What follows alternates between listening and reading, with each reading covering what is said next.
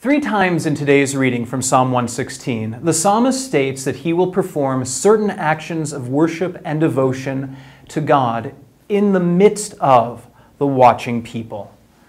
While we must always beware that we do not travel the road of the Pharisees, that Jesus condemned for making a public display of their piety, I would like to focus on the importance of avoiding a different malady for leaders in this presentation. Leaders have often, especially in American culture, been lifted up as superheroes. Within our own American history, we have often jettisoned unpleasant facts about the lives and values of our favorite leaders in preference for mythologies about them that make them seem larger than life. George Washington's and John Adams' discomfort with the Bill of Rights are often swept behind the scene. Abraham Lincoln's shrewd career as a politician who wheeled and dealed his way to the Republican National Convention to become the candidate for the White House is conveniently forgotten. Teddy Roosevelt's face on Mount Rushmore is silent about his militarism and nativism. Our reason for wanting this view of our leaders is understandable. The more impressive our leaders are, the more impressive we can claim to be as a nation. We can show ourselves as hailing from a proud and virtuous stock of leaders formed and shaped by them in the best possible of ways.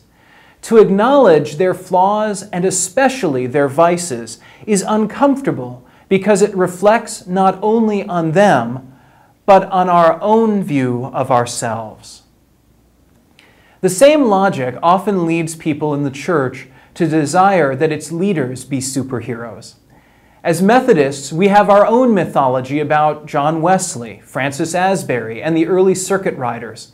The earliest historians of Methodism in the late 19th century were especially enamored with these individuals, often rewriting segments of history to make them more impressive, such as when Bishop Matthew Simpson declared that Francis Asbury should be ranked among the founding fathers of 1776. It is tempting for leaders in the church today to want to live up to this kind of superheroic standard. Who does not want to be perceived in such a remarkable and unblemished way, with the potential for great adoration on the part of those he or she leads? And to be sure, there are times that leaders are called upon to rise above a challenge and to move a congregation forward with skill and bravery. However, this is not the standard way of leading that is set forth in this passage from the book of Psalms today. The psalmist claims that, far from demonstrating a persona of superheroism, leaders are called to be transparent by living out their faith in a way that can be observed and replicated by others. They are called not to lead people from above them, but from among them, as they pray alongside of them in times of need, offer thanksgiving alongside of them in times of bounty, and take vows for spiritual growth, which the people are invited to help keep the leader accountable in fulfilling. The greatest Christian leader is not the one who is viewed as an untouchable saint by the people, but the one who most meaningfully engages the people with God and helps them participate in God's mission. To do this, the leader must be one of the people, living out his or her faith in day-to-day activities that others can see, even when the leader sins and struggles.